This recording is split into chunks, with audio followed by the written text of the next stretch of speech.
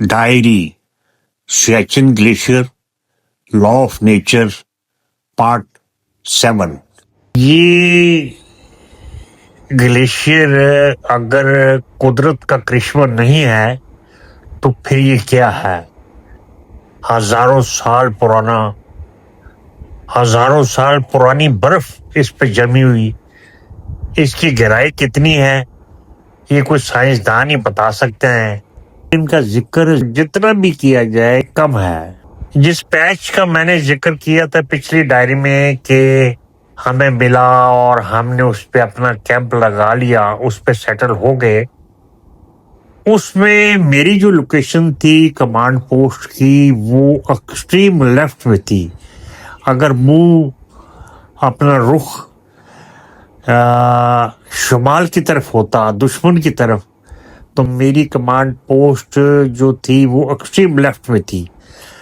वहाँ से थोड़ी सी ऊंचाई होने की वजह से मैं अपने लोगों को, अपनी सारे सेटअप को जो नीचे था, कदरे नीचे चंद फुट, उसको मैं देख सकता था और आवाज दे के किसी को बुलाना हो तो बुला भी सकता था।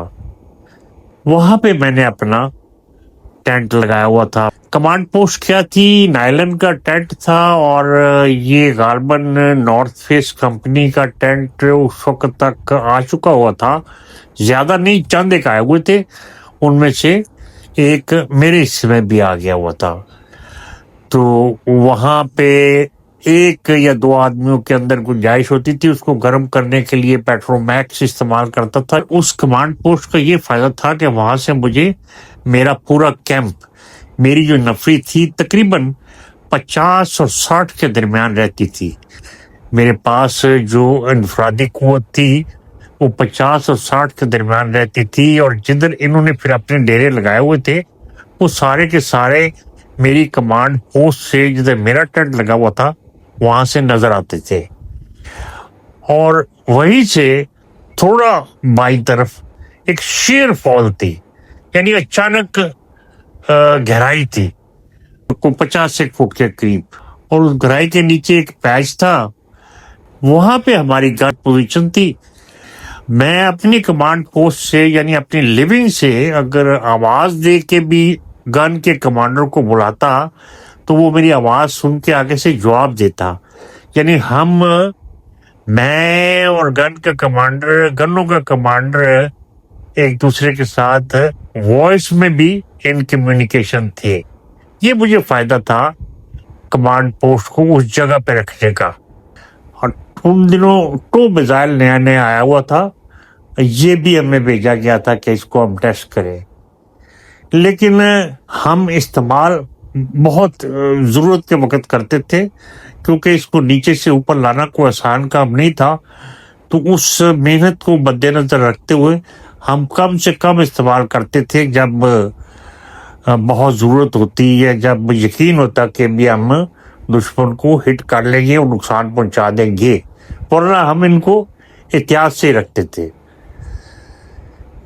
तो जिस चीज पे मैं आ रहा हूं मैं नेचर पे, कुदरत पे, जिसने ये ग्लेशियर बनाया और जिसने अभी तक इसको बसाया हुआ है, ये चल रहा है, इस पे आमदोरफ्त है। हमारी आमदोरफ्त तो सन 84 में रही, अभी तक आमदोरफ्त जारी है। कितने साल गुजर गए हैं। तो कहने की बात यह है कि मैं अपने टेंट में लेटा होता था तो मेरे पास से गुजरता हुआ मेरा सूबेदार और मेरा असिस्टेंट को हवलदार मेजर मुझे वो आवाज देता था, सर। मैं आगे से जवाब देता था, जी। वो गुजर गया है। कौन गुजर गया है ये मैं और वो जानते थे।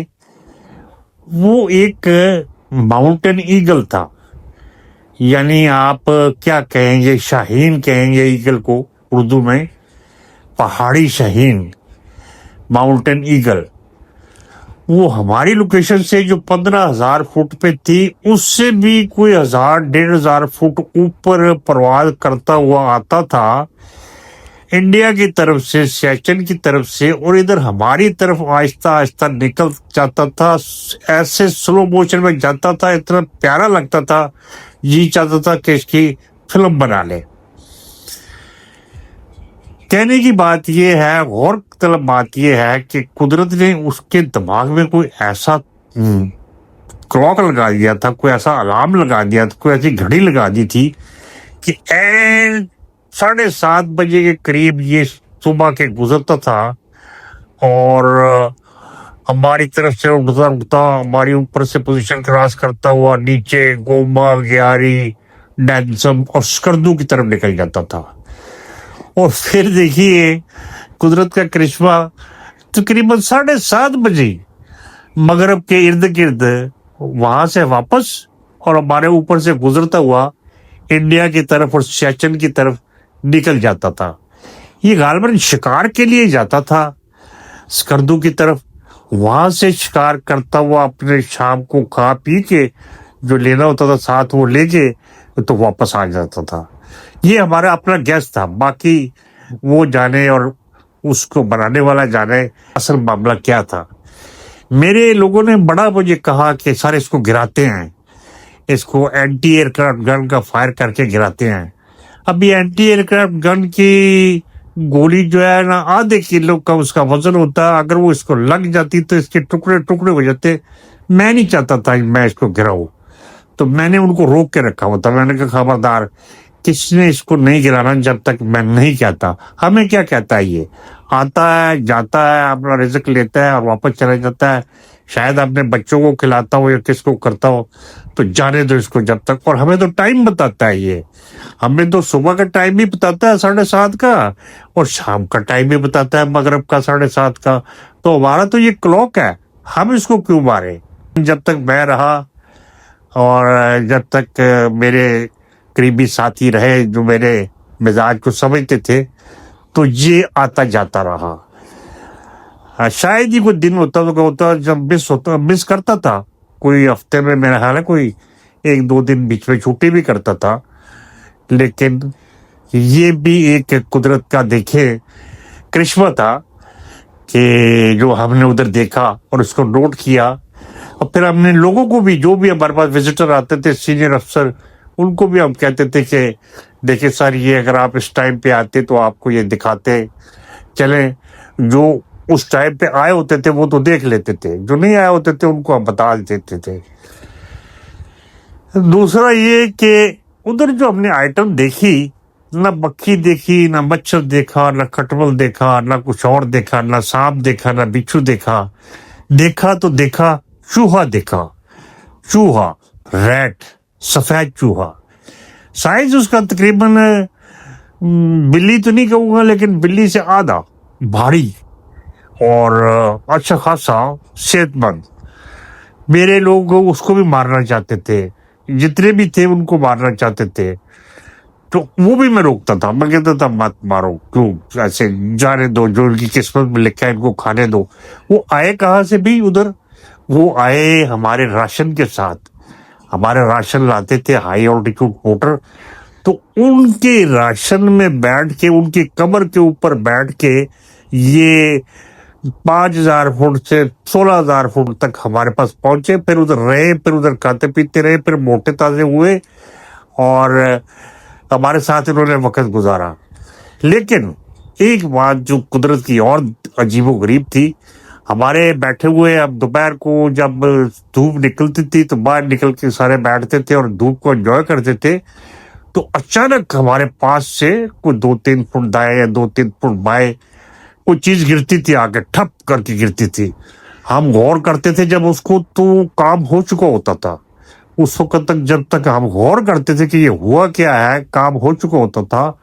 وہ شکرا، جس کو ایگل کہہ لیں، شاہین کہہ لیں، باز کہہ لیں، فالکن کہہ لیں، جو مرضی آپ نام دے لیں، شکرا، وہ آتا تھا اپنے پورے پنجوں کے ساتھ ان چوہوں کے اوپر مارتا تھا پنجے، 1 یا 2 چوہے جتنے بھی ہوتے تھے ان کو پکڑتا تھا پنجوں میں، اور دیکھتے دیکھتے چند سیکنڈز میں اوپر غائب ہو گیا، دور جا کے پہاڑ میں بیٹھ گیا اور ہمارے سامنے بیٹھ کے اس کو کھا رہا ہے. دیکھیے ہمیں وہ چوہے نظر نہیں آئے, ہم سے چند فٹ کے فاصلے پہ اس نے وہ چوہے دیکھے, پتہ نہیں کتنے فاصلے سے دیکھے, آیا جس سپیڈ کے ساتھ آ کے اس نے کام دکھایا وہ اسی کا کام تھا. ہمیں اس نے موقع نہیں دیا کہ ہم اس کو پکڑتے یا ہم اس کو مارتے یا ہم چوہے کو بچاتے. ہم نے چوہے کو کیا بچانا تھا, کم سے کم ہم اس کو بھگا ہی دیتے. لیکن دیکھیں قدرت نے اس کو کیا سسٹم دیا ہوا ہے, کتنا وہ گیس کر کے آیا, کتنا بہترین شکاری تھا وہ, کہ اوپر سے آیا, کسی فیچرز پہ بیٹھا ہوگا, دیکھا اس نے چوہا, اس نے دیکھا, ہماری آنکھوں نے نہیں دیکھا. مطلب زیادہ سے زیادہ 10 فٹ کے فاصلے پہ 15 فٹ کے فاصلے پہ ہوگا چوہا جس کو وہ آ کے پکڑتا تھا. اور جب وہ پکڑتا تھا نا, ٹھپ مارتا تھا زمین کے اوپر, اس کی آواز آتی تھی باقاعدہ. اس کا وزن ہوتا تھا تقریباً 1-2 کلو کا وزن ہوتا تھا اس شکرے کا, اس باز کا. تو وہ چوہے کو اٹھا کے اور غائب اور جا کے کھاتا تھا. یہ قدرت کا ہم نے دوسرا نظام دیکھا کہ کس کس کا رزق کدھر کدھر کس طرح پروردگار نے لکھا ہوا ہے. پھر مجھے بتایا گیا کہ یہاں پہ برفانی چیتا بھی ہے, میں نے نہیں دیکھا. مجھے لوگوں نے کہا کہ وہ جا رہا ہے, ادھر ہے ادھر ہے, تو انہوں نے اکثر دیکھا ہے, اس رنگ کا ہے, اس جگہ پہ ہے, لیکن میری نظر سے نہیں گزرا. اگر تھے بھی تو بہت کم, زیادہ نہیں تھے, بہت کم. اور وہ یہ بولی بصری بکریاں جو ادھر کے لوگوں کی تھی, وہ اگر اوپر چڑھ جاتی تھی تو ان کے پیچھے آتا تھا, یا پھر یہ مارخور کے پیچھے. لیکن لوگ کہتے ہیں کہ انہوں نے دیکھا ہے, میں نے نہیں دیکھا. یہ 2 آئٹمیں, چوہے کا میں نے آپ کو بتایا, پھر میں نے آپ کو یہ وہ ماؤنٹین ایگل کا بتایا, اور پھر میں نے ابھی آپ کو اس کا یہ برفانی چیتے کا بتایا. یہ 3 جانور ہم نے ادھر دیکھے, میں نے دیکھے. اس کے علاوہ میرا نہیں خیال کہ ہم نے کچھ اور دیکھا. پھر آپ یہ دیکھیے کہ اسی گلیشیئر کے اندر ایک کریوس سسٹم ہے. کریوس آپ یہی کہہ لیں, اگر میں آپ کو سادی زبان میں کہوں, دراڑ پڑ گئی, یعنی گلیشیئر کے اندر دراڑ پڑ گئی.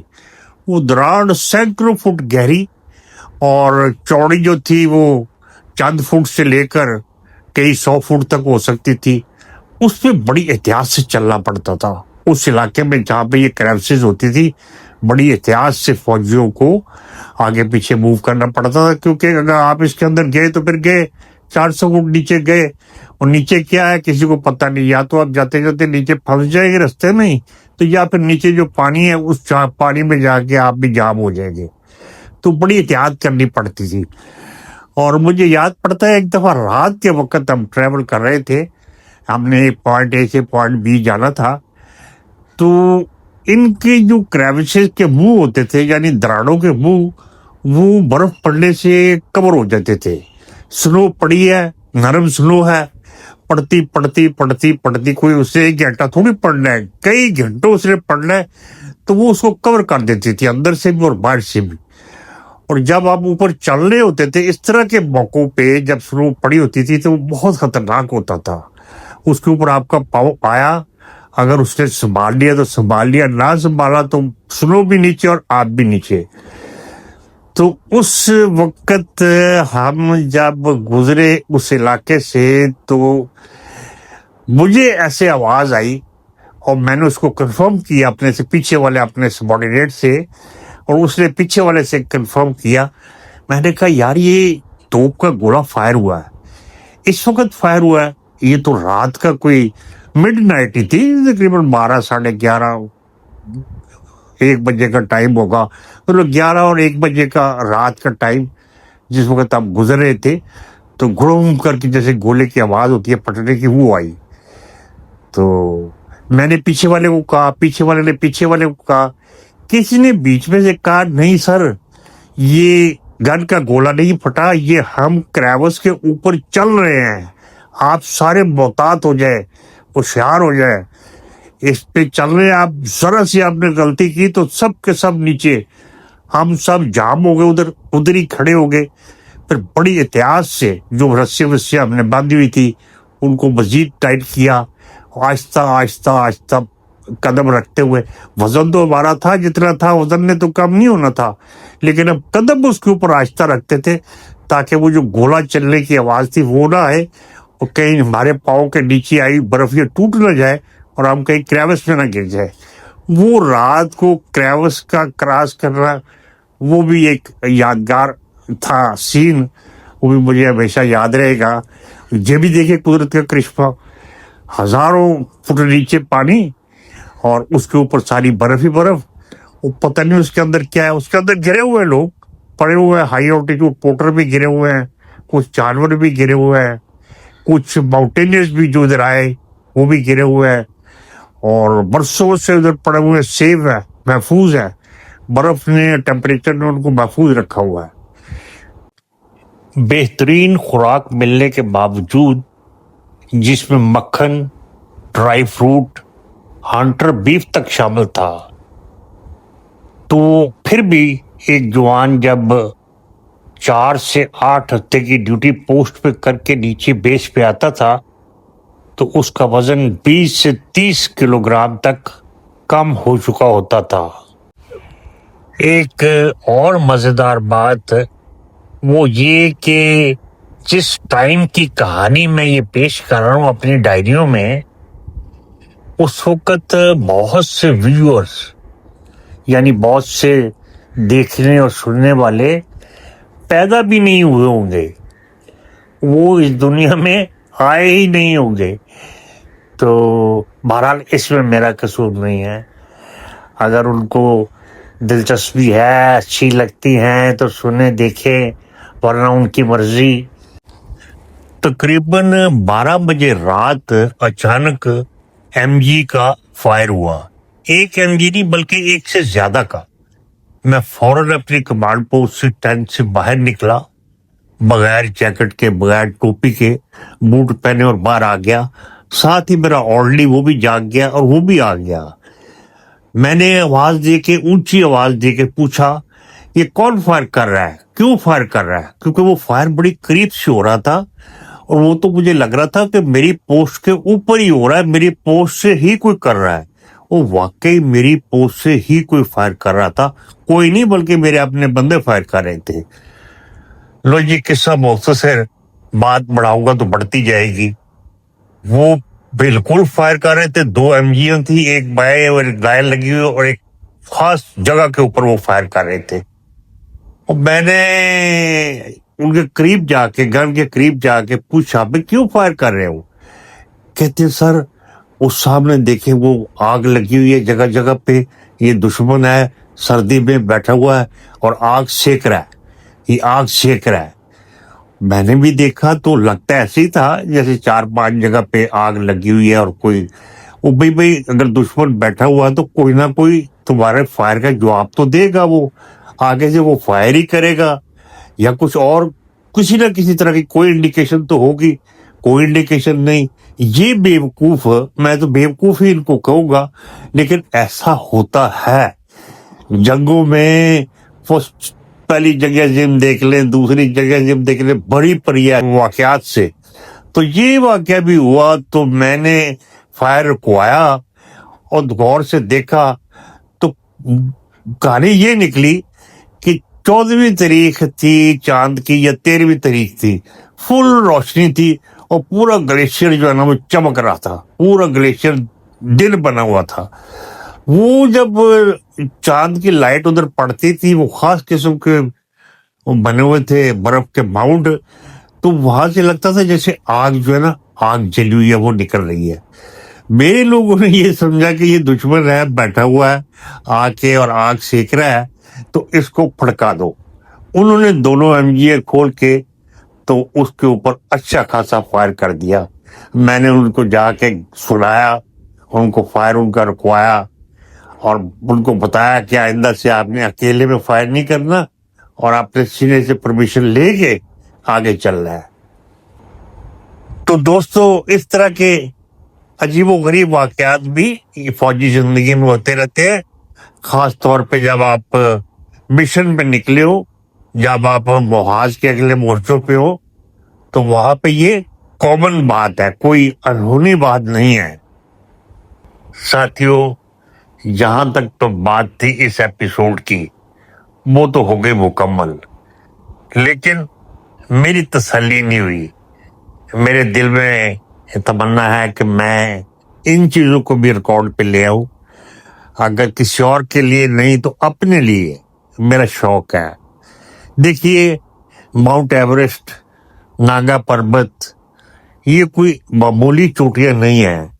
ہم اپنے سیچن گلیشیئر کا ذکر کرتے ہیں اور کرتے ہی چلے جاتے ہیں، لیکن اگر ان کا نہ کریں تو یہ حسن ہے اس زمین کا، اس پلانٹ ارتھ کا، اس کا بھی ذکر ہونا چاہیے۔ ابھی ماؤنٹ ایوریسٹ کو لیتے ہیں، اس کا نام کیسے پڑا ماؤنٹ ایوریسٹ؟ کوئین الزبتھ تھی اس وقت حاکم، ہمارے علاقے کی بھی، انڈو پاک کی بھی، تو اس نے اس کے زمانے میں 1953 میں یہ کنکر ہوئی۔ ایڈمنڈ ہلیری جو نیوزی لینڈر تھا، آکلینڈ کا پیدا ہوا اور نیوزی لینڈ میں پلا بڑا، شہریت اس کو برطانیہ کی بھی ملی ہوئی تھی۔ تو ابھی ماؤنٹ ایوریسٹ اس نے فتح کر لی 1953 میں، تو اس وقت اس کا نام ایوریسٹ نہیں تھا۔ ایوریسٹ نام تھا جارج ایوریسٹ، یہ تھا surveyor general of the India Pakistan area, یعنی سب کانٹیننٹ کا سرویئر جنرل تھا۔ انڈیا پاکستان تو اس وقت نہیں تھا، سارا یہ سب کانٹیننٹ ہی تھا اس کا، تو اس کا نام تھا جارج ایوریسٹ۔ تو ملکہ الزبتھ II اس نے اپروول دے دی کہ اس ماؤنٹ کو ایوریسٹ کے ساتھ لگا دو نام اس کا، کیونکہ اس بندے نے کام کیا، اس کی میپنگ کیا اور اسی نے اس کو سیٹ کیا، اس کی ہائٹ وغیرہ کا ذکر کیا، تو وہاں پہ اس کا نام، اس پہاڑ کا نام ماؤنٹ ایوریسٹ پڑا، جو دنیا کے بلند ترین پہاڑ ہے۔ 8,800 میٹر سے بلند اس کی چوٹی ہے، اور سب سے پہلے اس کو ایڈمنڈ ہلیری اور ٹینسنگ نورگے، انہوں نے اس کو سر کیا 1953 میں۔ ٹینسنگ نورگے نیپالی شرپا تھا اور ایڈمنڈ ہلیری یہ نیوزی لینڈر تھا، لیکن شہریت اس کے پاس برطانیہ کی بھی تھی، جو اس کو بعد میں دی گئی، جو اب اس نے سر کر لیا اور اس کو چوٹی کو یہ سر کا خطاب بھی اس کو بعد میں ملا۔ اور دو فلیگ جو سب سے پہلے اس پہاڑ کے اوپر لگے، وہ ایک برطانیہ کا تھا اور ایک نیپال کا۔ حالانکہ برطانیہ کا لگنا نہیں چاہیے تھا، کیونکہ برطانیہ کا کوئی بندہ اس میں شامل نہیں تھا، وہ سٹیزن شپ اس کو دی ہوئی تھی تو وہ اس کو بعد میں دی تھی، لیکن پیسہ جو لگا تھا، پیسہ لگایا تھا برطانیہ نے۔ نیوزی لینڈ کے پاس پیسہ نہیں تھا، نیپال کے پاس نہیں تھا، کوئین الزبتھ کے پاس تھا، اس نے لگا دیا۔ اور رف ایسٹیمیٹ ہے کوئی 30,000 پاؤنڈ اسٹرلنگ، 30,000 پاؤنڈ اسٹرلنگ اس مشن کی تکمیل کے اوپر لگے تھے، کیونکہ 1936 میں بھی ایک اٹیمپٹ ہوا تھا، اس میں 10,000 کے قریب پاؤنڈ اسٹرلنگ لگے تھے، اور ابھی 36 تو تھا نہیں، ابھی تو 1953 تھا، 1953 تھا، اس لیے آپ رقم کو اگر ایڈ کریں اس کی ڈیویلویشن کو، تو تقریباً 30,000 پاؤنڈ اسٹرلنگ یہ لگنے تھے، جو کسی اور کے پاس نہیں تھے، برطانیہ نے دیے۔ اور پھر جھنڈا بھی برطانیہ کا ہی لگا، جو 2 جھنڈے لگے اس پہ، ایک برطانیہ کا اور ایک میں نے بتایا نیپال کا۔ اس کے بعد بھی بڑے جھنڈے لگتے رہے، ابھی تو میرا خیال ہے ادھر کوئی 20-25 جھنڈے لگے ہوئے ہیں، لیکن اس وقت جو شروع میں لگے تھے وہ 2 تھے، ان کی فوٹوگرافی بھی کی گئی تھی۔ ٹینسنگ نورگے جو تھا یہ نیپالی شرپا تھا، اس کی عمر تھی 39، اور ایڈمنڈ ہلیری کی عمر تھی 33 سال، 33 تو 33 اور 39 39 یہ دو شہ سوار تھے. ایڈمنڈ ہلیری چھوٹی عمر کا تھا، ٹینسنگ ناروے بڑی عمر کا تھا. یہ بڑے خاص لوگ ہوتے ہیں، یہ جو شرپا ہے نیپالی، ان کے قدرت نے شاید پھیپھڑے ہی بڑے بنائے ہوتے ہیں. ان کا مقابلہ دنیا میں اور کوئی نہیں ہے. یہ ایک قسم کا وہ کیا کہتے ہیں بیک بینچر یا گمنام سپاہی کے طور پہ یہ کام کرتے ہیں. یہ ہائی آلٹیٹیوڈ پورٹر جن کا ذکر میں نے ابھی نہیں کیا، اگر کروں گا تو بات بڑی لمبی ہو جائے گی مزید. تو ناگا پربت پہ آ جائیں.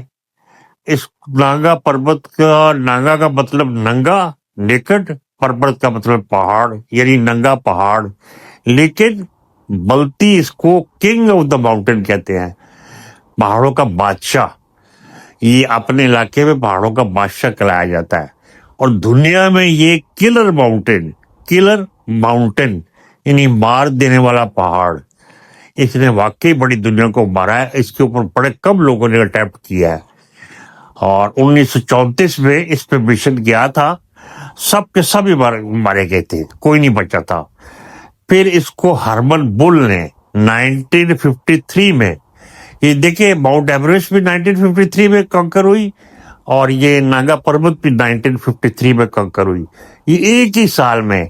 اور ہرمن بل جو آسٹریلین جرمن، یہ اس کی عمر تھی 29، وہ 29 سال کی عمر میں کامیاب ہوا اس کو فتح کرنے میں.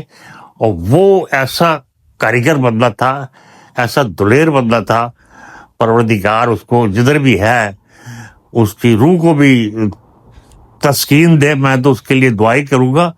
وہ بغیر آکسیجن کے ناگا پربت پہ چڑھا، بغیر آکسیجن کے کوئی اس سے پہلے نہیں چڑھ سکا تھا، نہ ہی کوئی بعد میں چڑھا. ماؤنٹ ایوریسٹ پہ سر ایڈمنڈ گئے اور ٹینسنگ ناروے گیا، یہ آکسیجن کے ساتھ گئے.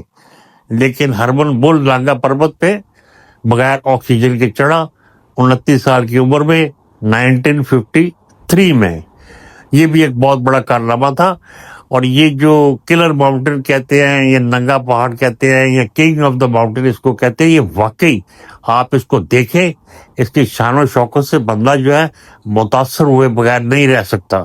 اس کو ایک نظر بھر کے دیکھنا بھی مشکل لگتا ہے. اس کی دہشت بھی ہے، وحشت بھی ہے، پیارا بھی لگتا ہے، میجسٹک بھی ہے، ارد گرد کو ڈومینیٹ کرتا ہے. پتہ چلتا ہے کہ آپ کسی چیز کو دیکھ رہے ہیں اور کوئی چیز ہے.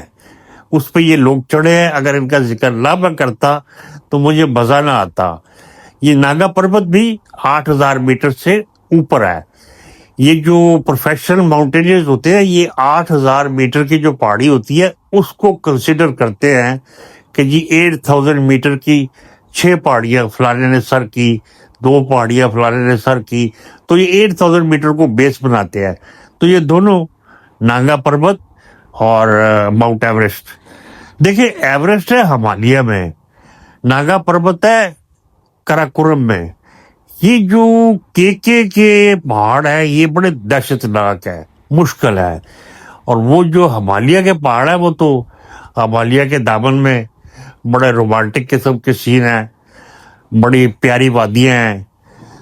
تو یہ چیز میں لائم لائٹ میں لانا چاہتا تھا یا ریکارڈ پہ لانا چاہتا تھا، یہ دونوں پہاڑوں کے واقعات. تو 1953 میں جرمنی کا کون چانسلر تھا مجھے علم نہیں، لیکن 1953 میں برطانیہ کی کوئین ایلزابتھ 2 تھی جس نے یہ تھپکی دی اور یہ معاملات جو ہے نا آگے چلے. تو دوستو یہ تو تھا میرا شوق، میں نے بھی پورا کر لیا آپ کی اجازت سے. ابھی آگے چلتے ہیں. ایپیسوڈ ختم کرنا چاہتا ہوں لیکن جی نہیں بھرتا، کوئی نہ کوئی بات ایسی نکل آتی ہے کہ چاہتا ہوں کہ میں آگے پہنچاؤں اور اپنے لیے بھی ریکارڈ پہ لاؤں. سن لیجئے، سر ایڈمنڈ ہلیری سے یہ کوشچن کیا گیا کہ آپ برسوں اپنی کمائی اکٹھی کرتے ہیں، محنت کرتے ہیں، مزدوری کرتے ہیں، نوکریاں کرتے ہیں اور پیسہ اکٹھا کرتے ہیں، اور پھر اس پیسے کو آپ ماؤنٹیننگ پہ لگا دیتے ہیں، اتنی دور جاتے ہیں، ہزاروں میل پہاڑوں پہ مشکلات سے گزرتے ہیں، اور چوٹی پہ چڑھ کے آپ سب کچھ خرچ کر کے اپنی زندگی کو داؤ پہ لگا کے واپس آ جاتے ہیں، آپ کو کیا ملتا ہے؟ تو سر ایڈمنڈ ہلری کا جواب تاریخی تھا. انہوں نے کہا کہ جو مزہ مجھے ماؤنٹ ایوریسٹ پہ چڑھ کے اوپر نیچے دنیا کو دیکھنے میں آتا ہے، اگر آپ کو اس مزے کا پتہ چل جائے تو آپ سب بھی ماؤنٹ ایوریسٹ کی طرف ہی جائیں گے. دیکھیے جواب، دیکھیے ان کا شوق، دیکھیے پوری عمر کی کمائی، کہاں سے چلنا، کہاں پہ پہنچنا، زندگی کو داؤ پہ لگانا، اوپر جانا دنیا کے سب سے اونچی چوٹی پہ. اور اسی طرح باقی چوٹیوں پہ بھی یہی حال ہے، ان کو پباؤ کا بھی یہی حال ہے، پوری زندگی کی کمائی اپنی لگاتے ہیں اور آتے ہیں، یہ شوق پورا کرتے ہیں. شوق کیسا ہے؟ اپنی جان کو داؤ پہ لگانے کا شوق اور نام پیدا کرنے کا شوق. ابھی تو خیر عورتوں نے بھی بہت کچھ کر لیا ہے، انہوں نے بھی ماؤنٹ ایوریسٹ ٹائپ کو سر کر لیا، چھوٹی چوٹیوں کو، اور آسان جو ہیں ان کو. لیکن ناگا پربت جیسی چوٹیاں جو ہے نا، یہ ہرمن بول کا کام ہی ہے. یہ جو ہرمن بول میں کہتا ہوں نا، یہ بول BULL بول نہیں ہے، یہ BUHL بول، یہ جرمن نام ہے. تو یہ بھی میں بتانا چاہتا تھا. بس شوق ہے، میں آگے پاس کر دیتا ہوں، اور میں معذرت چاہتا ہوں آپ کا، میں ٹائم لیتا ہوں، آپ کو سننا پڑتا ہے. مجھے نہیں پتا کہ اس کا رزلٹ کیا ہے تو کیا نہیں ہے. باقی اللہ جو ہے نیتوں کا مالک ہے. میں تو اپنے آپ کو سیٹسفائی کرنے کے لیے اور اپنے سننے والوں، دیکھنے والوں کو سیٹسفائی کرنے کے لیے یہ محنت کرتا ہوں. شوق ہے. ملک میں بارشوں کی وجہ سے سیلابی صورتحال سے دل افزردہ ہے. دعا گو ہے کہ پروردگار ہمیں اس مشکل سے جلد از جلد نکالے. آمین. کرنل اختر مجید ریٹائرڈ 6 سپٹمبر 2025 لاہور. اللہ حافظ.